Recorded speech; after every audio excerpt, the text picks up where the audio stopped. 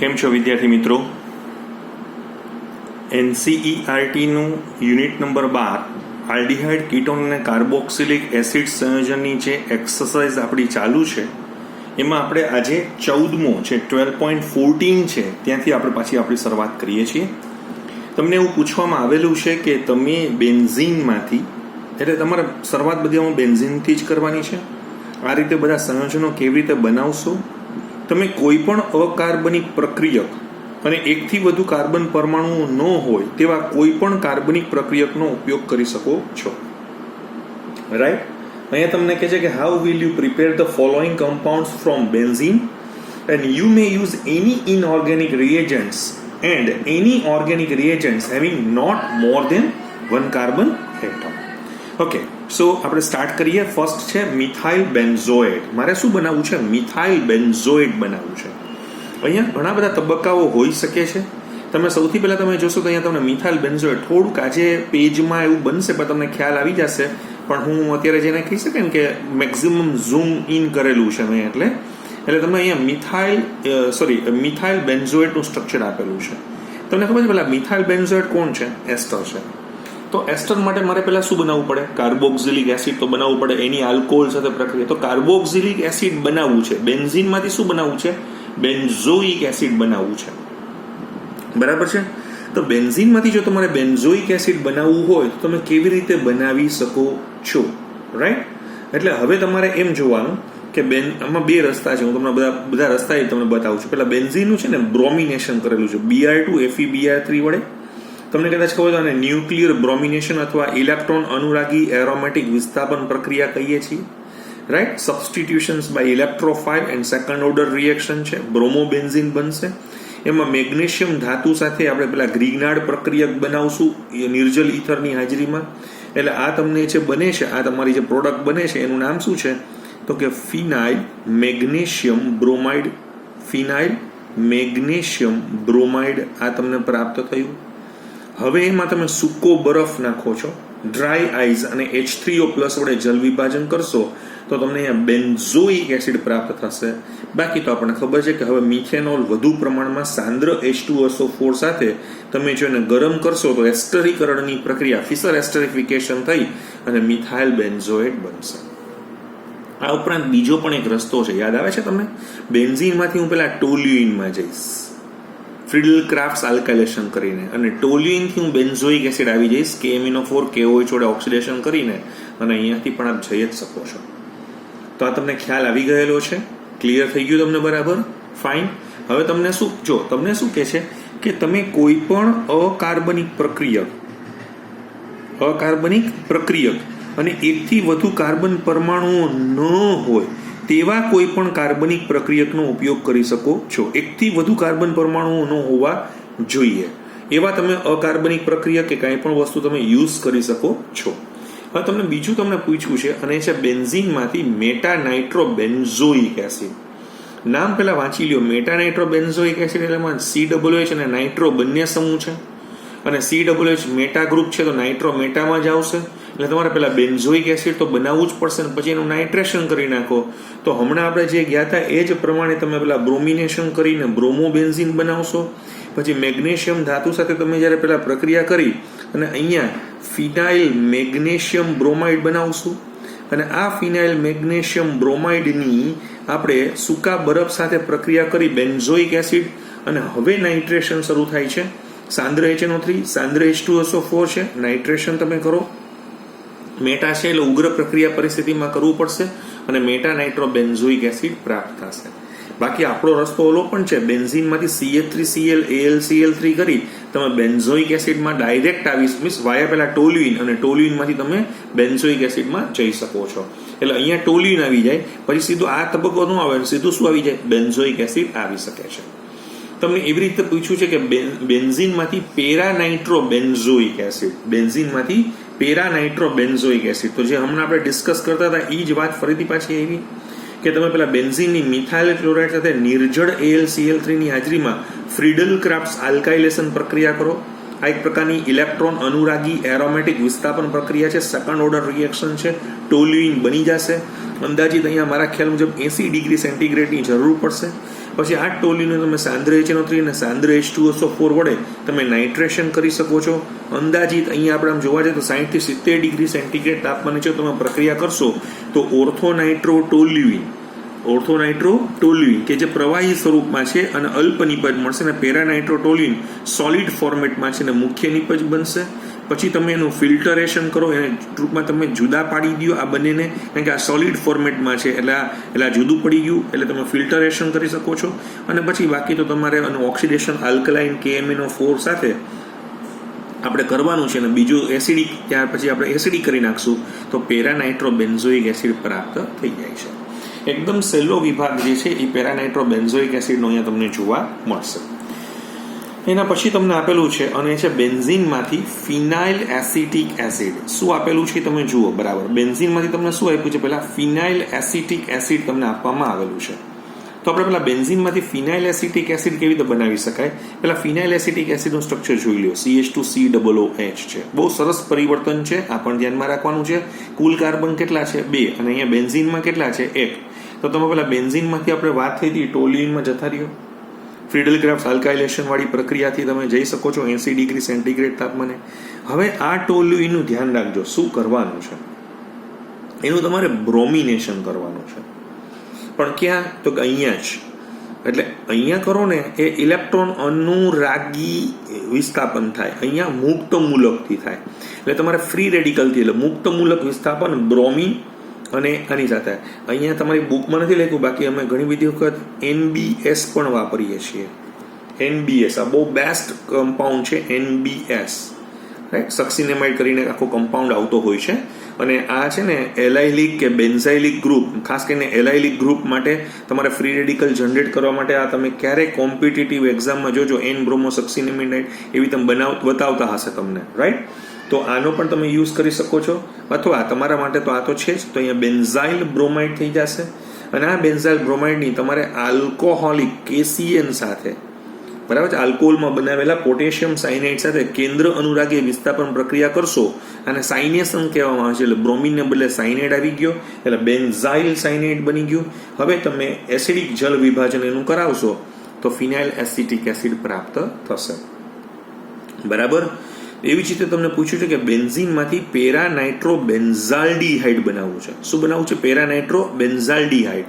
તો તમારે જો આ પેરાનાઇટ્રોબેન્ઝાલ્ડિહાઇડ તમારે બનાવવું હોય તો હમણાં આપણે જોયું હતું કે તમે પેલા બેન્ઝીનમાંથી ટોલ્યુઇન બનાવીને અહીંયા પેરાનાઇટ્રોટોલ્યુઇન સુધી તો પહોંચી જાઓ, એને અલગ કરી નાખો, રાઈટ. હવે એમાં તમે CrO2 Cl2 ક્રોમાઇલ ક્લોરાઇડ કાર્બન ડાયસલ્ફાઇડની હાજરીમાં વાપરી શકો છો.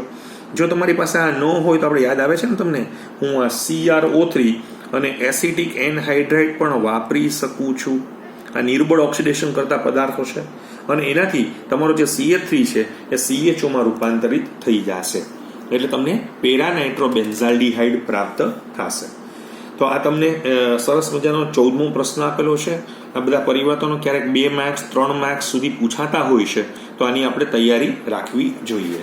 પરિવર્તન એટલા માટે લોકો ઘણી વખત સારા ઓર્ગેનિકના પેપર સેટરો જે હોય તો એ પરિવર્તન ઉપર થોડો વધારે આગ્રહ રાખતા હોય છે, કારણ કે એમાં બહુ લખાણ કરવાનું નથી હોતું, પણ તમે જો સમજેલા હશો એક ચેપ્ટરમાંથી બીજા ચેપ્ટરમાં તમે કેવી રીતે જશો તો એનો તમને ખ્યાલ આવી જશે. અહીંયા એમ તમને નેક્સ્ટ પ્રશ્ન 12.15 એવો પૂછે છે કે તમે નીચે દર્શાવેલા પરિવર્તનોને મહત્તમ 2 તબક્કામાં કેવી રીતે કરી શકશો. ક્વેશ્ચન તમારો ફરીથી તમે જુઓ. How will you bring about the following conversions in not more than 2 steps. એટલે તમારે 2 થી વધારે તબક્કા કરવાના નથી, રાઈટ. એમાં તમને સૌથી પહેલું આપેલું છે અને એ છે પ્રોપેનોનમાંથી પ્રોપીન. શું પૂછ્યું છે? પ્રોપેનોનમાંથી પ્રોપીન, આવું તમને પૂછવામાં આવેલું છે. તો હવે તમને ખ્યાલ આવી જ જવો જોઈએ કે પ્રોપેનોનમાંથી પ્રોપીન તમારે બનાવવું હોય તો કેવી રીતે બનાવશો. તો કે તમારી પાસે પ્રોપેનોન છે, એનું તમે રિડક્શન કરો, કારણ કે આમાંથી તમારે પહેલાં સેકન્ડરી આલ્કોહોલ બનાવવો પડશે. તો લિથિયમ એલ્યુમિનિયમ હાઇડ્રાઇડ વડે એનું રિડક્શન કરશું તો અહીંયા H અને અહીંયા H એટલે સેકન્ડરી આલ્કોહોલ પ્રોપેન 2ઓલ બનશે. બસ અહીંથી તો બીટા વિલોપન પ્રક્રિયા સાંદ્ર H2SO4 સાથે તમારે કરવાની જ છે, અને તમે એનું બીટા ઇલિમિનેશન રિએક્શન્સ કરશો, અહીંયાથી OH જશે. હા, OH ધરાવતો કાર્બન આલ્ફા હવે આ બીટા થઈ ગયો છે, તો ત્યાંથી હાઇડ્રોજન જઈ અને પ્રોપીન તમને પ્રાપ્ત થશે, બરાબર છે. હવે એના પછી તમને જે પોઈન્ટ આપેલો છે એ તમને શું આપેલો છે એ તમે જુઓ. તમને એમ કહે છે કે બેન્ઝોઇક એસિડમાંથી બેન્ઝાલ્ડિહાઇડ બનાવવું છે. તો પેલા બેન્ઝોઇક એસિડમાંથી બેન્ઝાલ્ડિહાઇડ બનાવવા માટે અહીંયા બહુ સરસ કોન્સેપ્ટ અહીંયા આપ્યો છે કે તમે સૌથી પહેલા બેન્ઝોઇક એસિડની થાયોનાઇલ ક્લોરાઇડ સાથે પ્રક્રિયા કરાવો. આપણને ખબર છે આ બંને વાયુ સ્વરૂપમાં હોવાશે એટલે નીકળી જશે ને તમે બેન્ઝોઇલ ક્લોરાઇડ બનાવી શકશો. આ એક હાઇડ્રોક્સિલ સમૂહનું વિસ્થાપન થયેલું છે ક્લોરીન વડે, એનો વ્યુત્પન્ન બનેલો છે. બસ અહીંથી તમારે રોઝેનમુન્ડ રિડક્શન કરવાનું છે. પેલેડિયમ BaSO4 સાથે H2 ની હાજરીમાં તમે પ્રક્રિયા કરશો તો તમને આ બેન્ઝાલ્ડિહાઇડ પ્રાપ્ત થશે. એટલે રોઝેનમુન્ડના કોન્સેપ્ટને સમજાવવા માટે ઘણી વખત આ રીતે રજૂ કરવામાં આવતું હોય છે. આપ જોઈ શકો છો પહેલો તબક્કો, બીજો તબક્કો, અહીંયા પણ પહેલો, અહીંયા પણ બીજો, 2 તબક્કાથી વધારે બતાવવામાં આવેલા નથી. ત્રીજું તમને જે આપવામાં આવે છે એ છે ઇથેનોલ માંથી 3 હાઇડ્રોક્સી બ્યુટેનાલ. હવે હાઇડ્રોક્સી અને આલ્ડીહાઇડ એટલે એને આલ્ડોલ કહેવાય, એટલે તમારે આલ્ડોલ બનાવવાનું છે. પણ તમે પેલા ઇથેનોલમાં છો, ઇથેનાલમાં નથી. તો તમે પેલા ઇથેનોલમાંથી ઇથેનાલમાં તો આવો, એટલે તમારા પ્રાઇમરી આલ્કોહોલનું ઓક્સિડેશન તો કરો. તમે અહીંયા PCC પણ વાપરી શકો છો. અહીંયા PCC વાપરીને પણ જઈ શકો છો. અહીંયા આ લોકોએ કોપરવાળો કોન્સેપ્ટ આપ્યો છે, ઓલું ડિહાઇડ્રોજિનેશન વાળો કોન્સેપ્ટ આપેલો છે આલ્ડીહાઇડ, અને પછી મંદ NaO જોડે આલ્ડોલ સંઘનન કરશો તો બીટા હાઇડ્રોક્સી આલ્ડીહાઇડ પ્રાપ્ત થશે. નેક્સ્ટ તમને આપવામાં આવેલું છે અને એ છે બેન્ઝીનમાંથી પેરાનાઇટ્રો એસિટોફિનોન. પહેલા એનું સ્ટ્રક્ચર દોરી નાખો. પેરાનાઇટ્રો એસિટોફિનોનનું સ્ટ્રક્ચર બેન્ઝીનમાંથી તમારે દોરવાનું છે. એટલે તમારે કેટલા લઈ આવવાના છે? 2 લઈ આવવાના છે. તમે પેલા એસિટોફિનોન લઈ લ્યો. આ કીટોન ગ્રુપ મેટા છે એટલે એના મેટામાં નાઇટ્રો આવી જશે. તો તમે બેન્ઝીનનું ફ્રીડલ ક્રાફ્ટ્સ પ્રક્રિયા કરશો નિર્જળ AlCl3 સાથે CH3COCl ની હાજરીમાં, રાઈટ, અંદાજિત મારા ખ્યાલ મુજબ 80 ડિગ્રી સેન્ટીગ્રેડ, એમ કે બેન્ઝીનનું ઉત્કલન બિંદુ 80 ડિગ્રી છે, તો તમને એસિટોફિનોન બનશે. અને હવે એનું તમે નાઇટ્રેશન કરો તો નવો આવનાર ક્રિયાશીલ સમૂહ મેટામાં જશે, કેમ કે આ મેટા સ્થાન નિર્દેશક અસર છે, કારણ કે આ ઇલેક્ટ્રોન વિથડ્રોઈંગ ગ્રુપ છે. એટલે પછી તમને પૂછવામાં આવેલું છે અને એ છે બેન્ઝાલ્ડિહાઇડમાંથી બેન્ઝોફિનોન. તો તમારી પાસે બેન્ઝાલ્ડિહાઇડમાંથી પેલા બેન્ઝોઇક એસિડમાં જતા રહ્યો, ઓક્સિડેશન કરવાનું છે KMnO4 KOH અથવા KMnO4 H2SO4 વડે. હવે આ બેન્ઝોઇક એસિડમાંથી તમારે બેન્ઝોફિનોન બનાવવાનું છે, આવું તમને સમજાવવા માંગે છે. તો આમાં તમારે જવું હોય તો CaOH ટ્વાઇસ કેલ્શિયમ હાઇડ્રોક્સાઇડ સાથે કેલ્શિયમ ક્ષારની હાજરીમાં તમે એનું શુષ્ક નિસ્યંદન કરશો તો તમને અહીંયા બેન્ઝોફિનોન જે છે એ પ્રાપ્ત થઈ જશે. આપને બરાબર સમજાય છે હું શું કહેવા માંગુ છું? તમે આ રીતે બેન્ઝોફિનોન જે છે એ પ્રાપ્ત કરી શકો છો. આ જગ્યા ઉપર તમે કેલ્શિયમ કાર્બોનેટ પણ વાપરી શકો છો, રાઈટ, અથવા તમે કેલ્શિયમ હાઇડ્રોક્સાઇડ સામે યુઝ કરશો અને બીજા જે શુષ્ક નિસ્યંદન થશે ને ત્યારે કેલ્શિયમ કાર્બોનેટ નીકળી જશે અને તમને બેન્ઝોફિનોન જે છે એ પ્રાપ્ત થઈ જશે. ફાઇન. હવે તમને એના પછી એવું આપેલું છે કે બ્રોમોબેન્ઝીનમાંથી તમને શું કહે છે? બ્રોમોબેન્ઝીનમાંથી 1-ફિનાઇલ ઇથેનોલ બનાવવો છે. ફરી એકવાર તમે જુઓ તમને શું પૂછવામાં આવે છે એ ચેક કરો. બરાબર છે? તમને શું આપ્યું છે? બ્રોમોબેન્ઝીનમાંથી 1-ફિનાઇલ ઇથેનોલ બનાવવું છે. તો તમે પેલા બ્રોમોબેન્ઝીનની જો અહીંયા તમને સ્ટેપ વધારે દેખાય છે, દેખાણો? તો તમારે આવું સ્ટેપ કાપવા માટે તમે એવું પણ કરી શકો છો કે અહીંયા મેગ્નેશિયમ સાથે તમે પ્રક્રિયા કરતા ફિનાઇલ મેગ્નેશિયમ બ્રોમાઇડ બન્યો છે. એકચ્યુઅલી આની પર છે ને એ અસ્થાયી છે, એટલે આને સ્ટેપમાં ગણાતી હોતી નથી. બરાબર? હવે તમે એની અંદર સપોઝ કે તમારી પાસે જે ફિનાઇલ મેગ્નેશિયમ બ્રોમાઇડ તમને બનેલો છે, હવે એ ફિનાઇલ મેગ્નેશિયમ બ્રોમાઇડમાં તમે CH3CHO હવે નાખી દો ઈથરની હાજરીમાં, અને એમ જ બીજું સ્ટેપ તમે લગાડી શકો છો, H3O+ કરી નાખશો તો તમે અહીંયા 1-ફિનાઇલ 1-ઇથેનોલ પ્રાપ્ત કરી શકો છો. 1-ફિનાઇલ 1-ઇથેનોલ તમે પ્રાપ્ત કરી શકો છો. આપણે ક્લિયર થયું? તો આ પ્રમાણે તમે બ્રોમોબેન્ઝીનમાંથી 1-ફિનાઇલ 1-ઇથેનોલ બનાવી શકો છો. પછી આપણે થોડાક પરિવર્તનો છે એને આપણે સ્ટેપ બાય સ્ટેપ આપણે જોતા જ જઈએ છીએ. તમને અહીંયા એવું પૂછવામાં આવેલું છે, ચેક કરો જો હવે, કે બેન્ઝાલ્ડિહાઇડમાંથી 3-ફિનાઇલ પ્રોપેન 1-ઓલ શું પૂછ્યું છે? બરાબર ચેક કરો. 7 નંબરનું તમને જે આપવામાં આવેલું છે એ બરાબર હજી તમે જુઓ, રાઈટ. તો અહીંયા તમે એવું કહી શકશો કે બેન્ઝાલ્ડિહાઇડમાંથી મારે ત્યાં જવું હોય 3-ફિનાઇલ 1-ઇથેનોલ, તો હું કેવી રીતે જઈ શકું છું? તો એના માટેના આમ તો છે ને રસ્તાઓ તો ઘણા બધા હોય, પણ આપણે અત્યારે એ જોવાનું છે કે 3 ફિનાઇલ માટે પહેલા બેન્ઝાલ્ડિહાઇડની એસિટાલ્ડિહાઇડ સાથે મંદ NaOH ની હાજરીમાં તમે પ્રક્રિયા કરશો, રાઈટ. આ તમને યાદ આવે છે? આ શું છે ખરેખર? તો ક્રોસ આલ્ડોલ સંઘનન છે. શું છે? ક્રોસ આલ્ડોલ સંઘનન કરવાનું કીધું છે. હવે તમે જેવું ક્રોસ આલ્ડોલ સંઘનન કરશો તો તમને શું બનશે? પેલા તમને યાદ આવે છે એમાં વચ્ચે એક નિપજ આવશે 3 હાઇડ્રોક્સી 3 ફિનાઇલ પ્રોપેનાલ, પછી એમાંથી પાણી કાઢી નાખ્યું છે, એટલે આપણું એનું નિર્જલીકરણ કરી નાખ્યું છે. તો તમને મળી જશે, નિપજ બનશે, એનું નામ છે સિનેમાલ્ડિહાઇડ અથવા 3 ફિનાઇલ પ્રોપ 2 ઇનાલ. અને આપણે શું કહેવાય છે? 3 ફિનાઇલ પ્રોપ 2 ઇનાલ આમ પણ કહેવાશે, બરાબર. હવે તમે ફરીથી પાછું હવે એનું રિડક્શન કરી નાખશો, એટલે આને કેટાલિટિક રિડક્શન પણ આપણે કહેવામાં આવે છે. કેટાલિટિક રિડક્શન એટલે શું છે? અહીંયા પણ અને અહીંયા પણ બધી જગ્યાએ થઈ જશે, એટલે H2Na ની હાજરીમાં આનું પૂર્ણ રિડક્શન. કેટાલિટિક એટલે ઈ છે ને પછી અહીંયા CHO ને કે આને કાંઈ નહીં જુએ, બધાનું પ્રોસેસ કરાવી 3 ફિનાઇલ પ્રોપેન 1 ઓલ બનાવી દેશે. નેક્સ્ટ તમને આપેલું છે અને એ છે બેન્ઝાલ્ડિહાઇડમાંથી શું આપ્યું છે તમે બરાબર જુઓ. બેન્ઝાલ્ડિહાઇડમાંથી આલ્ફા હાઇડ્રોક્સી ફિનાઇલ એસિટિક એસિડ બનાવવાનું છે. ફરી એકવાર તમે જુઓ, તમને 8 નંબરનું જે પરિવર્તન આપેલું છે એ બરાબર ચેક કરો.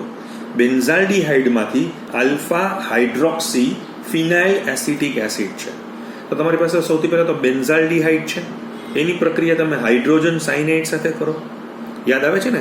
એકચ્યુઅલી આમાં આપણે pH રાખતા હતા કેટલો? 9 થી 10. આમ તો હાઇડ્રોજન સાયનાઇડ એ રેડી રેકનર ન હોય. યાદ કરો તમે, આપણે NaCN અને HCl ની પ્રક્રિયાથી આ બનાવ્યો હતો. એટલે અહીંયા માઇનસ પાસે પ્લસ આવશે H અને અહીંયા CN આવી જશે, એટલે તમને બેન્ઝાલ્ડિહાઇડ સાઇનોહાઇડ્રીન નામનું સંયોજન બનશે. હવે આ જગ્યા ઉપર તમારે જલ વિભાજન કરવાનું છે, અહીંયા એસિડિક જલ વિભાજન, એટલે ત્યાં COH આવી જતા આલ્ફા હાઇડ્રોક્સી ફિનાઇલ એસિટિક એસિડ. આલ્ફા હાઇડ્રોક્સી ફિનાઇલ એસિટિક એસિડ તમને કદાચ નહીં ખબર હોય, આને છે ને ઘણી બધી વખત અમે મેન્ડેલિક એસિડ પણ કહીએ છીએ. હું થોડુંક આમ ઇંગ્લિશમાં જ લખી દઉં છું, એટલે તમને પ્રોનાઉન્સિએશન કે બધામાં કાંઈ પ્રોબ્લેમ ન આવે. અને મેન્ડેલિક એસિડ તરીકે પણ ઓળખવામાં આવે છે. બહુ ધ્યાનથી મેન્ડેલિક એસિડને જોશો ને તો અહીંયા કિરાલ કાર્બન છે, અલગ અલગ અલગ અલગ, એટલે અહીંયા કિરાલિટીનો ગુણ તમને જોવા મળશે, પ્રકાશ ક્રિયાશીલતાનો પણ ગુણ તમને જોવા મળશે. હવે એના પછી આપણે 9 નંબરનું પરિવર્તન તમને આપવામાં આવેલું છે, અને 9 નંબરનું પરિવર્તન તમને આપે છે એ તમે બરાબર જુઓ, રાઈટ. હવે એ તમને શું આપે છે એ તમે ચેક કરી લો. તમને આપ્યું છે બેન્ઝોઇક એસિડમાંથી શું આપે છે? બરાબર, બેન્ઝોઇક એસિડમાંથી મેટાનાઇટ્રોબેન્ઝાઇલ આલ્કોહોલ આવું આપેલું છે. તો તમારે પહેલા બેન્ઝોઇક એસિડનું તો શું કરવું પડશે? નાઇટ્રેશન કરી જ નાખવું પડશે, બરાબર છે. તમે એનું નાઇટ્રેશન કરશો તો તમને શું પ્રાપ્ત થશે? તો કે તમને અહીંયા મેટાનાઇટ્રોબેન્ઝોઇક એસિડ બનશે. હવે તમને રિડક્શન કરવાનું કહે છે, એટલે અહીંયા COH નું રિડક્શન શેમાં થઈ જશે? બેન્ઝાઇલ આલ્કોહોલમાં થઈ જશે, CH2OH માં, અને અહીંયા મેટાનાઇટ્રોબેન્ઝાઇલ આલ્કોહોલ તમને પ્રાપ્ત થાય છે. ક્લિયર? એક પરિવર્તનનો આપણો આખો એક વિભાગ આપણે જે જોવાનો હતો એ અહીંયા આપણે દર્શાવેલો છે. હવે તમને એમ કહે છે નીચે દર્શાવેલા પદોને વર્ણવો. હવેનો પ્રશ્ન તમે બરાબર જોજો. શું આપે છે? ડિસ્ક્રાઇબ ધ ફોલોઈંગ, એટલે એસિટાઇલેશન, કેનિઝારો પ્રક્રિયા, ક્રોસ આલ્ડોલ કન્ડેન્સેશન અને ડીકાર્બોક્સિલેશન.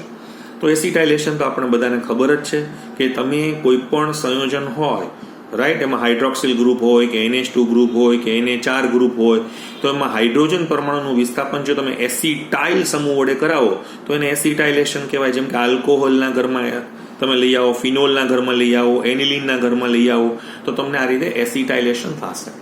આમાં હું બહુ લાંબો ટાઈમ નથી લેવાનો, કારણ કે આપણે આ બધું ભણી ચૂકેલા છીએ. કેનિઝારો પ્રક્રિયા છે તો તમને ટૂંકનોન ખબર જ છે, ક્રોસ આલ્ડોલની તમને ટૂંકનોન ખબર જ છે, ડીકાર્બોક્સિલેશનની પણ તમને ટૂંકનોનનો ખ્યાલ તમારી પાસે છે જ. એટલે હું બહુ લાંબી ચર્ચા આની અંદર કરવા નથી માંગતો, કારણ કે એમાં આપણે સમય વ્યતીત નથી કરવો.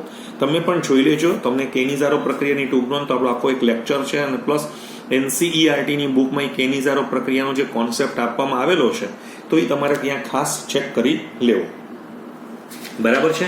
હવે એના પછીનો જે પ્રશ્ન તમને આપેલો છે અને એ છે નંબર 12.17. નીચે દર્શાવેલા પ્રત્યેક સંશ્લેષણમાં પ્રારંભિક પદાર્થ, પ્રક્રિયક અથવા નિપજોના ખાલી સ્થાનોને પૂર્ણ કરો. Complete each synthesis by giving missing starting material reagent or products. Clear? તમને અહીંયા શું આપ્યું છે તમે જુઓ, ઇથાઇલ બેન્ઝીન છે અને KMnO4 છે, જે આપણે સ્ટેપ બાય સ્ટેપ જોતા જઈએ છીએ. તો તમારે પૂરું કરવાનું છે. આપણે જાણીએ છીએ કે આ ઓક્સિડાઇઝિંગ એજન્ટ છે, એટલે અહીંયા બેન્ઝાઇલિક હાઇડ્રોજન છે, તોડી નાખશે COOH, પણ KMnO4 છે ને અને KOH છે, એટલે KOH ને કારણે અહીંયા એનો પોટેશિયમ બેન્ઝોએટ નામનો ક્ષાર તમને પ્રાપ્ત થશે. બરાબર છે? એટલે અહીંયા પોટેશિયમ બેન્ઝોએટ તમને મળશે.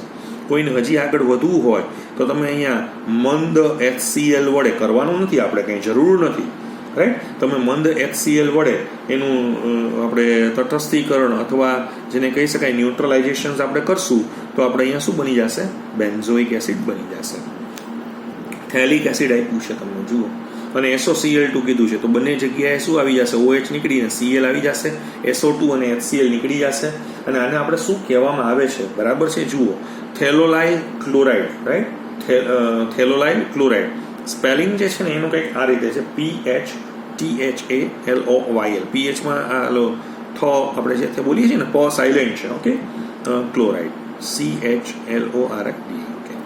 હવે નેક્સ્ટ તમને આપવામાં આવેલું છે અને એ છે C6H5CHO, અને તમને કહે છે કે NH2CO આવેલું સેમી કાર્બેઝાઇડમાંથી સેમી કાર્બેઝોન બનાવવાનું છે.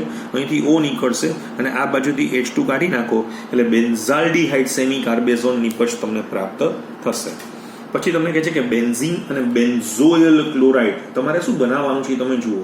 તમને આપ્યું છે બેન્ઝીન અને તમને એમ કહે છે કે બેન્ઝોફિનોન, જો આ તમને આપ્યું છે અને આ તમને આપ્યું છે, બરાબર? તમે ચેક કરજો, આ આપ્યું છે ને આ તમને, તો તમારે અહીંયા બેન્ઝોઇલ ક્લોરાઇડ લઈ લેશો તો થઈ જશે ને, રાઈટ? ડિઝર્ટ AlCl3 સાથે ફ્રીડલ ક્રાફ્ટ એસાઇલેશન કરો. એના પછી તમને જે 5 નંબરનું જે બતાવવામાં આવેલું છે એમાં તમને શું કહે છે કે પેલા આટલું જ આપ્યું છે, આટલું જ. મને અહીંયાથી ખ્યાલ આવી જવો જોઈએ કે આ કીટોન ગ્રુપ છે, આલ્ડીહાઇડ ગ્રુપ છે, ટોલેન્સ છે એ આલ્ડીહાઇડનું જ કરશે, કીટોનનું નહીં કરે. એટલે અહીંયા તમને શું બની જશે? તમારી નિપજ આવશે તો 4 ઓક્સી સાયક્લોહેક્ઝેન કાર્બોક્સિલેટ આયન, અને આ રજત દર્પણ જે છે એ અંદર છૂટું પડી જશે. હજી આપણે ચેક કરતા જઈએ છીએ. હા, તમને શું આપે છે તમે ચેક કરજો. હવે તમને આપ્યું છે 2-formyl બેન્ઝોઇક એસિડ. તમને 6 નંબરમાં શું આપે છે તમે જુઓ. 2-formyl બેન્ઝોઇક એસિડ, સોડિયમ સાયનેટ અને હાઇડ્રોજન ક્લોરાઇડ છે. સોડિયમ સાયનેટ અહીંયા જ પ્રક્રિયા કરશે, બરાબર છે? તમને બધાને ખ્યાલ જ છે. એટલે અહીંયા શું થશે? O પાસે H આવશે ને ઓલો CN ત્યાં આવી જશે. એટલે તમને જે નિપજ બને છે એ 2 પછી 1-હાઇડ્રોક્સી સાયનોમિથાઇલ બેન્ઝોઇક એસિડ. આ NCERT ની એક્સરસાઇઝ હું તમને એકવાર તમને હેલ્પ કરાવી રહ્યો છું, બાકી તમારે ખરેખર ફરીથી પાછી એક વખત આખી ચેક કરી લેવી પડશે.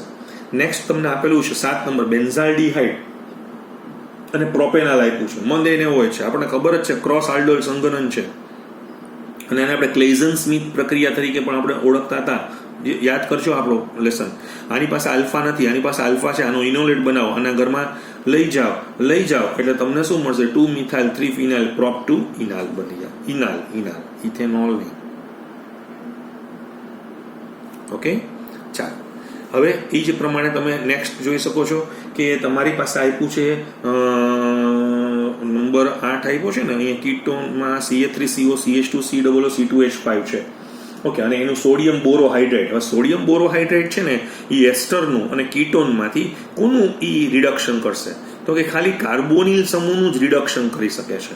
આ એની મર્યાદા હતી. એટલે એસ્ટરને કાંઈ જ નહીં ડિસ્ટર્બ કરે, પણ ફક્ત જ્યાં CO છે ત્યાં સેકન્ડરી આલ્કોહોલ કરી નાખશે. એટલે ઇથાઇલ 3-હાઇડ્રોક્સી બ્યુટેનોએટ પણ લખાય અથવા બ્યુટેન-1-OH પણ લખી શકો છો. છેલ્લા બે આપણે હવે જોતા જઈએ છીએ ધીમે ધીમે, અને એ તમને છેલ્લા 3 છે, સોરી, સાયક્લોહેક્ઝેનોલ તમને આપેલું છે અને એનું CrO3 છે. CrO3 એટલે સેકન્ડરી આલ્કોહોલ છે. તો એ CrO3 H2SO4 વડે જ્યારે ઓક્સિડેશન પામશે તો એ સાયક્લોહેક્ઝેનોનમાં જશે. એવી રીતે તમને નેક્સ્ટ આપેલું છે મિથિલિન સાયક્લોહેક્ઝેન આપ્યું છે. જુઓ, ડબલ બોન્ડ છે અને તમારે બનાવવું છે આવું. એટલે આના ઘરમાં આમ તમે જોવા જશો તો શું પ્રક્રિયા તમે કરશો તો આ બની જશે. બહુ ફર્સ્ટ ક્લાસ ક્વેશ્ચન છે, હા, એકદમ ધ્યાનમાં રાખજો. આ બહુ સરસ પ્રશ્ન પૂછ્યો છે. તમારે ઓલું હાઇડ્રોબોરેશન ઓક્સિડેશનમાં જવું પડશે, રાઈટ? ઓલું યાદ આવે તો મિથિલિન સાયક્લોહેક્ઝેન છે તો તમે જ્યારે B2H6 અને THP ટેટ્રાહાઇડ્રોફ્યુરાનની હાજરીમાં પ્રક્રિયા કરશો તો સાયક્લોહેક્ઝાઇલ ટ્રાઇબોરાઇડ બને પહેલાં, પછી H2O2 વડે આપણે યાદ આવે તો એનું ઓક્સિડેશન કરતાં સાયક્લોહેક્ઝાઇલ મિથેનોલ બનશે. પછી તમારે PCC વાપરવાનું છે, એટલે આ શેમાં જતું રહેશે? સાયક્લોહેક્ઝાઇલ કાર્બાલ્ડીહાઇડમાં જતો રહેશે. અહીંયા આજનું આપણે છેલ્લું લઈએ છીએ અને છે સાયક્લોહેક્ઝિલિડિન સાયક્લોહેક્ઝેન તમને આપ્યું છે તમારી બુકમાં. એકચ્યુઅલી આ આપ્યું નથી, આ તમારે શોધવાનું છે, પણ તમને એમ કીધું છે કે આનું ઓઝોન ઝિંક આની સાથે કરવાનું છે, એટલે તમે 2 સાયક્લોહેક્ઝેનોન બને. મેં તમને એક ટ્રીક આપી હતી, યાદ આવે છે? તમારે આવા 2 છે તો પેલા 2 દોરી પછી બંનેમાંથી આમ ઓ કાઢીને આમ ચોંટાડી દેવાના. યાદ આવ્યું તમને? મેં તમને જ્યારે આપણે હાઇડ્રોકાર્બન પાર્ટ ચાલુ હતો ત્યારે મેં તમને આની એક ટ્રીક તમને આપી હતી ઓઝોનોલિસિસની. તો આજે આપણે અહીંયા 12.17 પાસે આપણે અટકીએ છીએ. હજી આ ચેપ્ટરની અંદર આપણે 12.17 થી 12.20 સુધીની એક્સરસાઇઝને આવતા અંકે લઈ અને એક્ઝામ્પલર તરફ અમે આગળ વધશું. Thank you.